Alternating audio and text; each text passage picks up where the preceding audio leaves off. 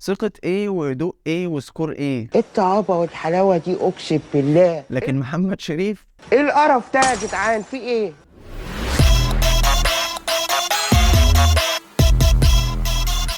مساء الفل على بتوع الكورة. وماتش الأهلي وأوكلاند سيتي اللي انتهى بنتيجة 3-0 لصالح النادي الأهلي في أولى مباريات كأس العالم للأندية في ليلة أهلاوية بامتياز. نبدأ الشوط الأول اللي كولر ابتدى بتشكيل 4-3-3 بعد ما أيقن تماما إن مفيش صانع ألعاب في الأهلي. لعب بثلاثة في نص الملعب، حمدي فتحي وديانج وعمرو السولية. كان بيلعب بيهم مثلث مقلوب، ديانج دايما مؤخر وقدامه حمدي فتحي وعمرو السولية. الفريق كله كان عنده ثقة واللعيبة واقفة على رجلها. قدرنا نستحوذ على الشوط الأول تماما. كان في بعض السلبية في اللعب، لكن واحدة واحدة قدرنا نشوط تسديدة من حمدي فتحي بره الجون، تسديدة من أحمد عبد القادر في الجون، وبعد استحواذ طول الشوط الأول بتسديدة من حسين الشحات يكلل مجهود وتعب الشوط الأول كله عشان يريحك الشوط التاني.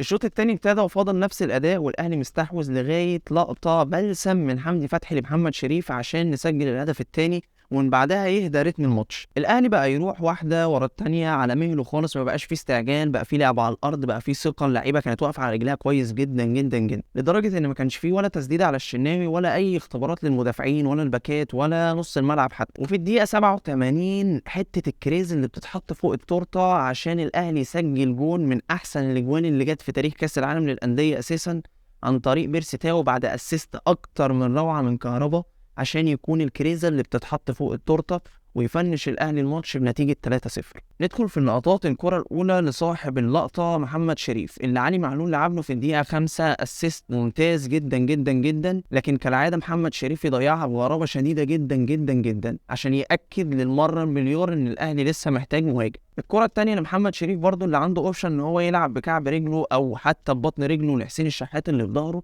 لكن محمد شريف لعبها لعمرو السولية اللي هو اساسا واقع قدام عينه ولعبها له برضه. على قد ما حسين الشحات ومحمد هاني من نجوم الماتش، لكن في دايما لقطه بلوم عليها بعض لعيبه الدوري المصري عموما. هنا في ال 18 ما فيش غير محمد شريف هو اللي واقف، وبره ال 18 كمان هو معاه 2 مساكين. حسين الشحات مصمم يرفع على محمد شريف ان اساسا ما بياخدش اي كور عاليه ولا بيلتحم ولا بيشترك في اي كور فضائيه، وبالتالي خسرنا الكوره بكل سهوله. فلازم يكون في تعليمات واضحه وصريحه لما يكون مهاجم واحد او لعيب واحد جوه ال 18 ما يتلعبش عليه، خصوصا لو هو اساسا ما بيلعبش الكور العاليه. هنا احمد عبد القادر بعد ما عدى عنده اوبشنين ان هو يباصي لحسين الشحات اللي على البعيده او حمدي فتحي اللي عند نقطه الجزاء، بس كالعاده احمد عبد القادر مصمم يكمل كابتن ماجد ويلم 3 و4. لو بصيت هنا هتلاقي ان خلاص ده اتمسك وده اتمسك، مبقاش عنده اوبشن ان هو يباظي وفعلا تضيع علينا الكوره. لازم احمد عبد القادر يتخلص من الحته الزياده اللي عنده عشان يكون لعيب كبير، لو هو عايز في يوم من الايام يكون لعيب كبير. الكوره دي حسين الشحات بعد ما سدد تسديده كويسه جدا بعد مهاره فرديه منه، كوره جايه لاحمد عبد القادر وعنده اوبشنين ان هو يسدد في الجون او يلعب لمحمد شريف، بس طبعا احمد عبد القادر لازم يعمل الحته الزياده بتاعته، ولا سدد ولا باص. فنلاقي ان هو وقف على الكوره والمدافعين مرتدوا في اماكنهم للصح وفعلا يستولوا بالدقيقه على الاهلي. اليو ديانج من احسن اللعيبه اللي في الدوري المصري وافريقيا كمان، بس الكواليتي بتاع الباص محتاج يتحسن كتير. انت عندك تقدر تودي بيرسي تاو انفراد